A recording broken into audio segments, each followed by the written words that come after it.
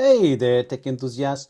Welcome back to my channel where I bring you the latest and the most exciting gadgets on the market.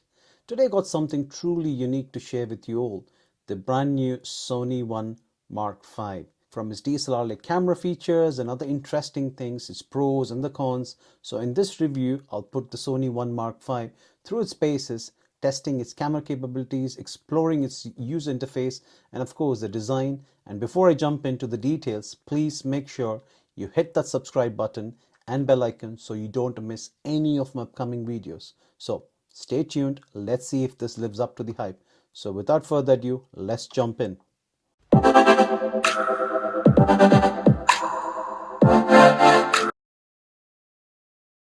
As an avid tech enthusiast, I recently had the opportunity to get my hands on the highly anticipated Sony One Mark V phone. The first thing that catches the eye is a seamless integration of the premium materials in the Sony One Mark V. The device boasts a sleek aluminum frame that wraps around the body of the phone. The boxy design and a flat 6.5 inches of OLED screen and a carefully crafted contours make it comfortably to hold even during the extended usage sessions.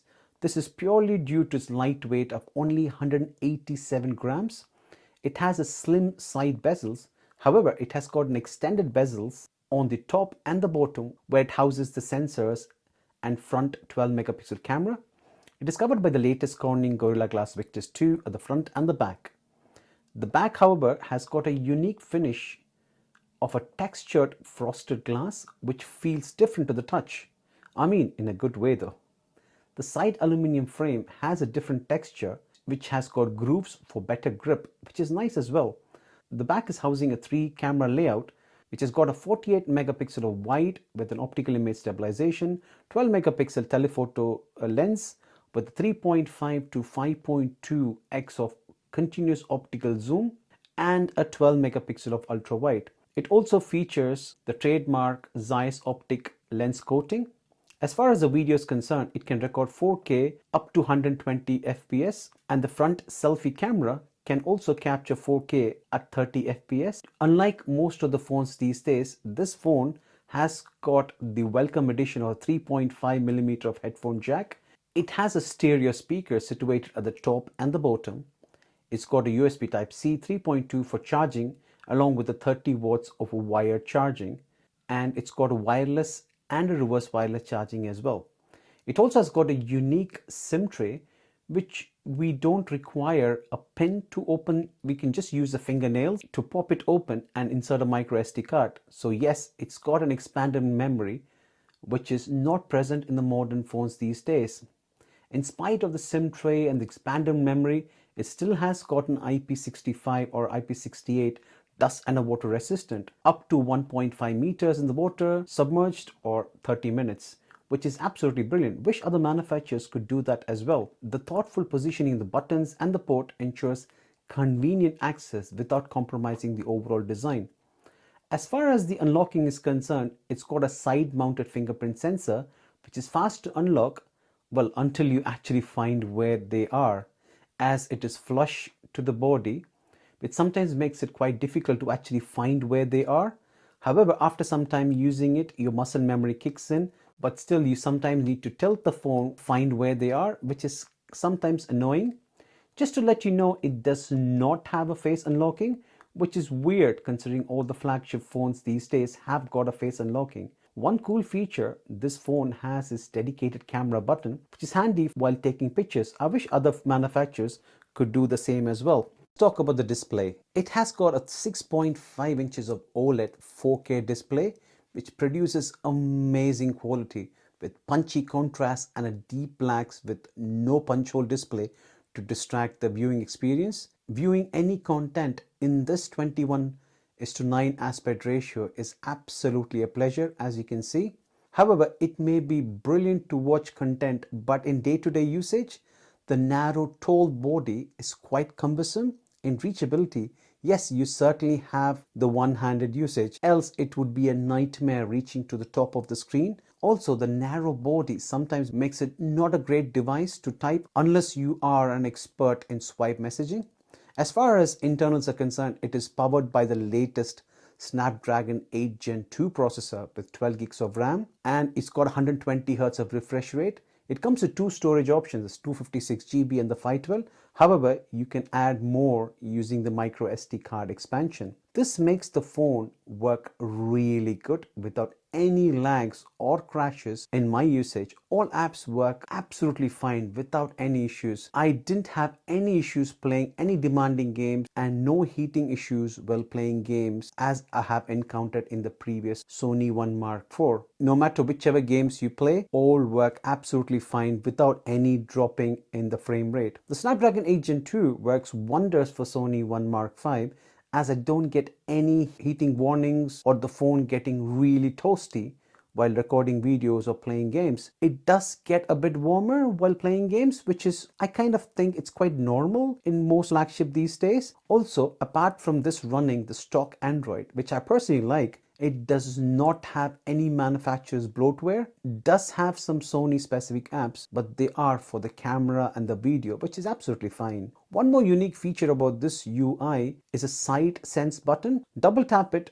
to bring up the menu, which you can use it as main and pop-up shortcuts or for multitasking functionality, which is actually neat. You can also choose to change the display look, like the image quality setting, like the creator mode, or the standard mode, where you can tweak the look of your display or change the white balance to suit you. Apart from this, you get the same feel as using any other stock Android UI, a clean and a minimalistic look and feel, which people who are used to stock Android before will be familiar with. Now let's look at the camera now.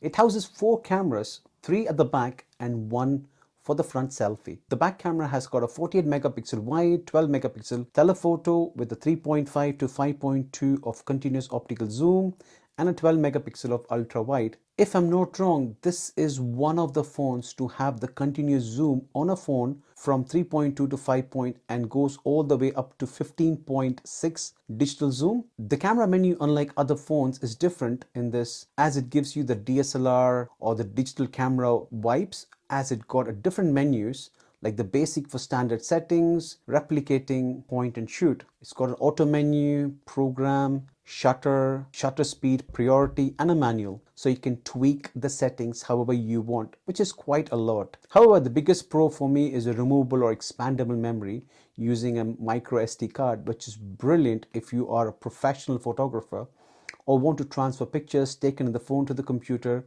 or easily swap the SD card. Sony is the only phone in the market to give the consumers that option. Here are some of the samples I've taken from this phone.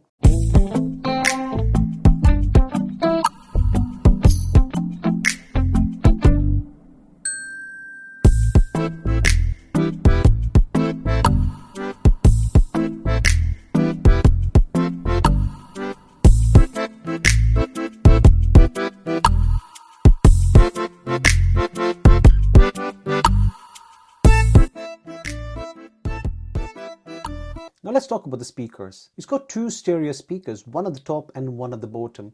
Let's check the output.